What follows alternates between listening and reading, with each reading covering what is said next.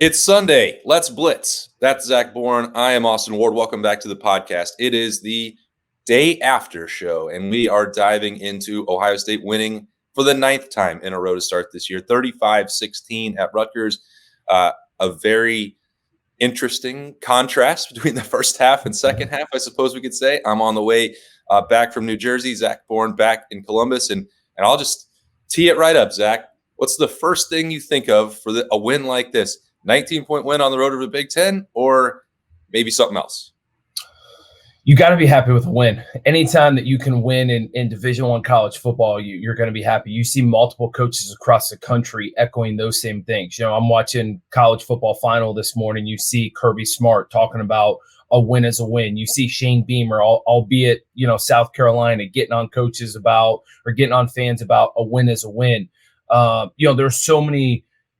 Steve Sarkisian, right? People were expecting Texas to blow them out, and people were upset, and they come away with the win. Like, anytime you can, especially go on the road, but just in general, every Saturday, come out and get a victory, no matter what it looks like, but being able to put a win, put a notch in the win column and move on to the next week, that's a success. So, Ohio State is 9-0, has a chance to go 10-0. That's all you can ask for in college football. So you and I were texting during the game, Zach. We do that pretty frequently. We talked a little bit before this show here on Sunday just about the way it played out at Rutgers and how much of the credit to give to the Scarlet Knights for that, how much margin for concern there would be with a performance like that for Ohio State. Because, and I said that I will put my hand up and say I am as guilty of what I'm about to talk about as anybody. My live analysis at halftime was that was 9-7 losing to Rutgers was abysmal. I thought it was probably the worst looking half collectively I'd seen from the Buckeyes all year. And I think that sometimes that real-time analysis, if you forget about everything that happens after that, might do a disservice to Ohio State in a 4-quarter effort. Sometimes I think, Zach, Ohio State is the only program in the country that's not allowed to play 4 quarters and change people's minds. And I know that there are things that happen in the first half that we can nitpick and have to be improved, but to respond with what was really a dominant second half that featured all the best parts of Ohio State, with the defense getting stops, Marvin Harrison Jr. scoring 2 touchdowns, Trayvon Henderson exploding, the signs of progress from Kyle McCord and not turning the football over in the second half. That's the kind of half that you should feel pretty good about. And sometimes I think we maybe look at this team the wrong way if we focus too much on maybe not even the whole first half, but just the second quarter, when there's other periods that say, well, this is what this team can look like. I know that it has to be a combination of both things, but to me, yesterday was a good reminder of why waiting for a full game of evidence might be beneficial. I'm guilty of that. You admitted you're guilty of that. We're both guilty of it. I know there's a lot of other people that are guilty about it. And sometimes here's some other things going into this game. This Rutgers team was 6-2. This Rutgers team, I believe, had the 5th ranked defense in the country. Had never given up a play of 40+ yards, and I think still hasn't, because Ohio State didn't get a 40+ yard play on them. Trey got one. Trey. Oh, you're right. Trey got one late in the game. You're right. So it's one of those things where I don't think people gave this Rutgers team enough credit. They were thinking, hey, it's Rutgers, right? It's a terrible football team. And plus, everyone's attention has been on the team up north and all of those allegations this week. So going into this game, there were a lot of people sleepwalking, saying, hey, we're going to Piscataway. We should take care of business. It's an awful football team. That team's not an awful football team. That same Rutgers team went to the Big House, and I believe at halftime it was a 1-score game. Against the team up north in their own backyard. So, this isn't to discredit Rutgers, and it's not to think negatively on Ohio State. I do think, though, that everyone just looks at the negative things that happen. I think so many things that are stuck in people's head after the game and even Sunday morning is the pick by Kyle McCord in the second quarter, where it looked like it was a Wednesday or Tuesday practice and he was just flinging the football and had nothing behind it. I think, so many people, including myself, I came out and tweeted about it at halftime, is so many people have the thought of the body language of this team stuck in their head. Like they rolled out in that first half, and I'm like, they're treating this like a Tuesday practice. Like where is the juice? Where is the excitement? Where is the intensity? Where is that person that when they run out on the field is saying, let's freaking go. Let's dominate this game. Like this is a Saturday in the fall. This is Saturday in November where championships are supposed to be won. Like those are the famous lines of Jim Tressel and so many other Urban Meyer, so many other Ohio State football coaches. Like championships are won in November, and you run out onto a field series after series after series in the first half and just have no juice. And that's where I think so many people are frustrated. That's where I think so many people after the game are like, man, that was a terrible performance. But if you're actually watching the film and you look at the second half, you're like, well, dang, defense had a pick six, right? Defense had a pick six. They came up big. Offense scored on every possession besides the last one where they ran it out, right? Like there were so many good things that were done. Trayvon Henderson went lights out in the second half, right? They figured out ways to get him the ball, not just hand it off between the tackles, but getting him involved in the passing game. Marvin Harrison Jr. came alive in the second half with 2 touchdowns. Like there were so many good things that happened. But as Ohio State fans and as people that expect perfection, all of their thoughts go to the first half. And I think I know as a player that was the most frustrating thing, and I feel myself on the other end now, and sometimes I have to check myself like, man, hey, listen, you went on the road after a Penn State game, which was, a max emotion, after a Wisconsin game where you go on the road where okay, Wisconsin might not be who everyone says they are, and they might not be the Wisconsin of the past, but going to Wisconsin for a night game is an emotional roller coaster, and no one realizes that until you are a player going to Madison, Wisconsin, and playing there at night. So being able to go through that week and then saying, hey, we got to go on the road to Piscataway, New Jersey for a noon game and play a Rutgers team that is 6-2, but maybe we don't have as much respect for as a normal 6-2 football team would be. And so, as a fan, you don't think about those things, but I just thinking back, after the game and then again this morning, you're like, man, as a player, sometimes it's hard to get up. Just the one issue I have, there needs to be someone that says, let's freaking go. And I think that's the biggest thing that's kind of chapping me a little bit this morning still. No, I mean, and I wonder if that's, I know we're in November. And Ryan Day and the coaching staff will say, well, hell, there's no freshman at this point if you've been playing, or you're not a first-year starter anymore if you're into the third month of your season. But, like, I don't know, if that natural, passionate leadership is not, like, a key component for Kyle McCord or guys that or your captain on offense, Cade Stover is not playing, like, or Marvin Harrison is not, a reserve person who's not out there, who's not beating his chest about things generally. Like, I mean, this offense may not have that exact kind of juice bringer that you want when Cade Stover's not out there. And I'm not suggesting that that's an excuse or rationalizing or anything like that. That just may be what this version of the Ohio State offense looks like. Maybe it won't be a problem in the last week of November. Maybe there will be a lot more passion for that than there is in Rutgers.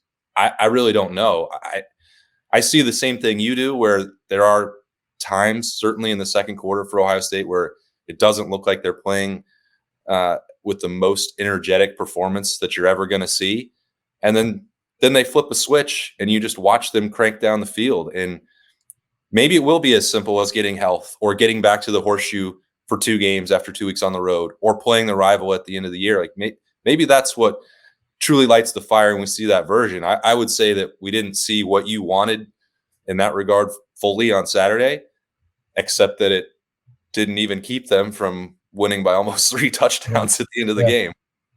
So.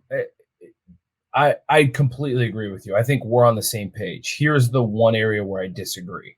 And this isn't a knock on any player. I think, I for sure think Ohio State has the horses this year to make a run, to win a national championship. I thoroughly do.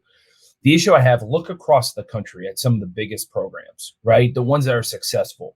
Tell me what school has a quarterback that doesn't vocally lead, that isn't showing some emotion. Now he doesn't have to be, hoorah guy outside of his means, right? But you have to be able to show some kind of emotion to lead an offense. To even though you're not a captain, even though all these things, you have to be able to show emotion and get guys fired up to go out there and do something. When a series doesn't go your way, you should be able to come off the field and get into some dudes and say, let's go, not just sit there and kind of go through, your thoughts on what you saw that time. Even from an offensive lineman, like I'm used to guys like Jack Muhort and Marcus Hall and Andrew Norwell and Reed Fragel. I mean, the list goes on, and you look at so many of those other guys. I mean, I can even throw out my little brother, right? Jacoby Bourne. I can throw out Pat Elfline. I can throw out Taylor Decker. Like the list goes on and on and on from some of these guys that when they came off the sidelines or when someone had a missed block, those dudes were grabbing the dudes by the freaking helmet or by the shoulder pads saying, get your shit together. Like, let's go. Like that's not acceptable. And you saw what frustrated me when we were texting about this first quarter and second quarter, first half. There were some blatant missed blocks where dudes are just getting beat. And the offensive linemen are just standing there looking around at one another. It's like, dude, get in your dude's ass. Like, just because you're best friends with the guy doesn't mean you can't jump his ass in 60 minutes on the field on a Saturday. Like, that's the time where you throw the friendships out. You're like, dude, this isn't acceptable. Like, let's go. Like, get mean. Like, bring some juice. Like, come on. Like, you can't stand for that stuff. And I think that's the thing that frustrates me is you don't have guys that are speaking up. You don't have guys that are calling dudes out when things aren't acceptable. There's a standard that has to be upheld at Ohio State. Has to. And those guys have to understand what that standard is. And when it's not being met, guess what? I'm going to be held accountable for it. And I think now more than ever, we're 9 weeks through the season, going into week 10, we're in November. Like, you can't have a buddy system anymore. If guys aren't making blocks, if guys are, I could call out a whole bunch of guys in the first half, right? And I think those guys are going to be watching film today saying the same thing or seeing the same thing. Those guys need to say, hey, let's freaking go. And no one's going to be perfect by any means. No one's going to be perfect. The guys I listed, myself, like no one's perfect. But when you aren't doing your job and blatantly getting beat, your ass needs to be called out. And that's where I think things are missing. And that's where I'm talking about the emotion. That's where I'm talking about the juice. Like, that's where I'm talking about that first half. If I'm on offense and, I'm watching a TV cop, and we talked about this at games, you don't really see it because you're not so much paying attention to the sidelines. But on TV copies, they're showing guys come off to the sidelines. They're showing after a series, the guys sitting on the bench. And it's almost like they're stoic. They're not showing any emotion. They're not getting into each other. Like, dude, that's the time to do it. When you come off the sidelines, hammer someone if they're not doing their job, and then build them back up for that next series. So then when you go out there, you're like, let's go. And then you give them a fist bump when you're running out there, and they know, hey, the past was behind us. We change it right now. Let's move forward. All right. That's a great point, Zach. And when you're talking about moving forward, sorry, that was a little long-winded. I apologize. I was getting amped up this morning. That's what we want on the Sunday Blitz. We want. You've been in that situation that I never have, and you've been a captain for Ohio State. So I think that people want to hear that, and I certainly do. So, but when you shifted it there towards looking forward, were there things that did not have you juiced up and frustrated about this performance? Totally. I think the defense yet again, even though, they gave up 16 points, the defense yet again came up big when they needed to come up big. After the fumble Ruski, to hold them to a field goal, after the INT there late in the second quarter, to hold them to a field goal, like there were so many things that went against their way. And for them to still buck up the way they have week after week, and it wasn't a completely solid performance. To be honest, I think everyone can agree it was probably the worst performance the defense has had this year. But even with the worst performance the defense have had this year, damn, did they show up big when the time mattered. The pick six was absolutely massive in the second quarter or in the third quarter to start the second half. So there's definitely things to be excited about there. Look how the game ended, right? Marvin Harrison Jr., 2 touchdowns, Kyle McCord throwing perfect back shoulder balls. Like, hey, let's build on that. Let's do something. Trayvon Henderson, 2 weeks in a row. Maybe this is the Trayvon that everyone has been wanting, right? Maybe he finally feels healthy, and he had so much hype going into week 1, and it just seemed like he couldn't fully get going. Well, now the last 2 weeks, watch out. Maybe the offensive coaches have found something with getting him involved in the passing game with back out of the backfield, and that's one of the hardest things to defend from a defense standpoint is backs out of the backfield.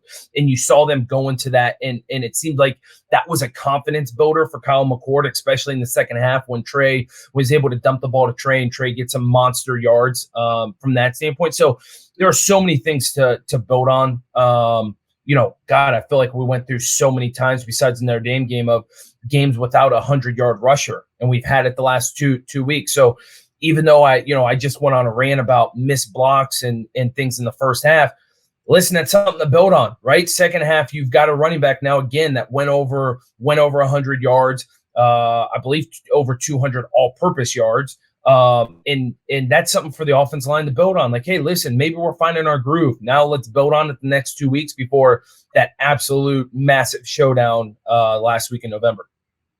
Yeah, I think clearly a healthy Trayvon looks recovered, rested, fully rehabilitated, and like maybe there's some benefit for the Buckeyes that he did get a few weeks to get those legs fresh for the home stretch, because he is just running at a different level right now. And the stuff after the catch that you talked about, I mean, the 65-yarder there was electrifying. You catch it third and 9, I believe it was, short of the sticks. Looks like maybe three guys all have an angle, a chance to get him down. People with speed.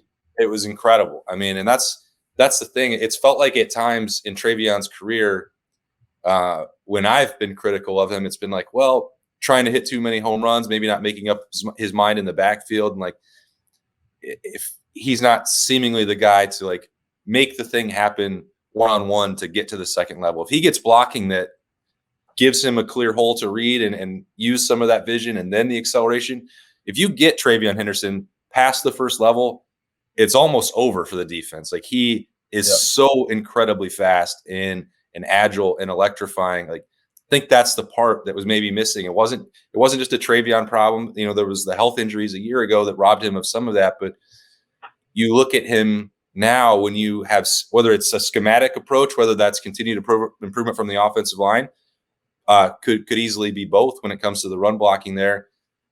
He's changing everything for Ohio State, and that's got to be one of the most encouraging parts looking ahead to the next few weeks.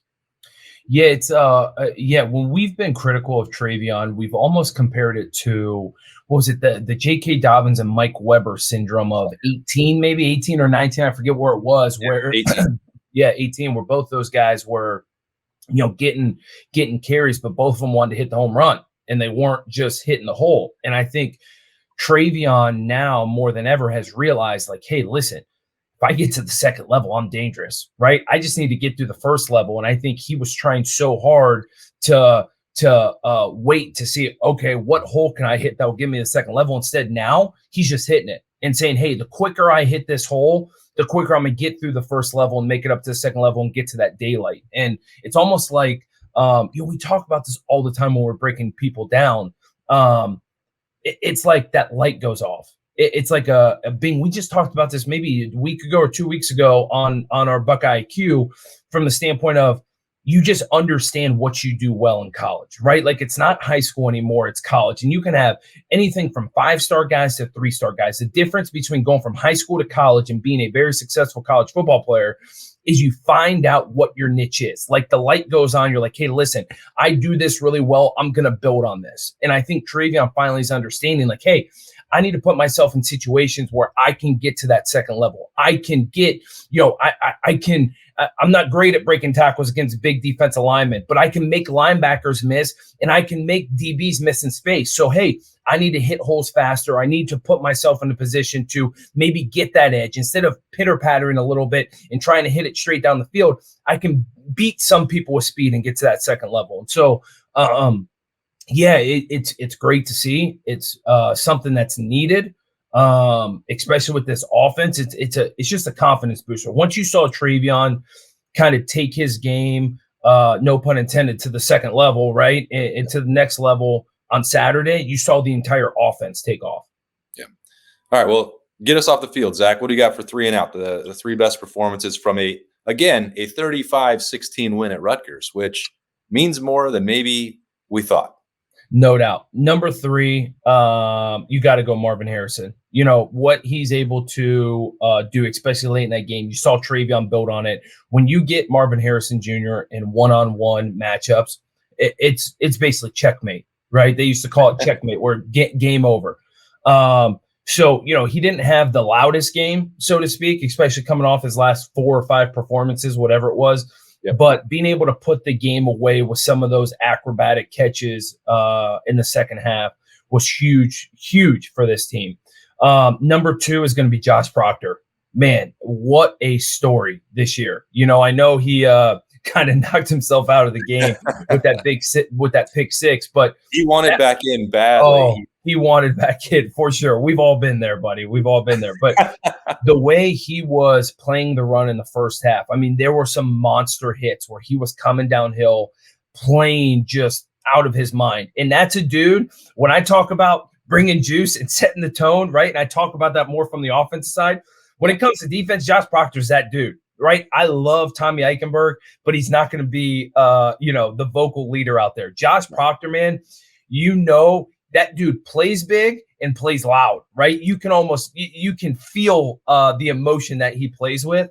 And so, man, he was huge for this team. When a play needed to be made there in the second half, he made it. Jordan Hancock kind of, great play, take it to the house. But Josh Proctor's number 2. And number 1, it's got to be Trayvon Henderson. We just talked about him.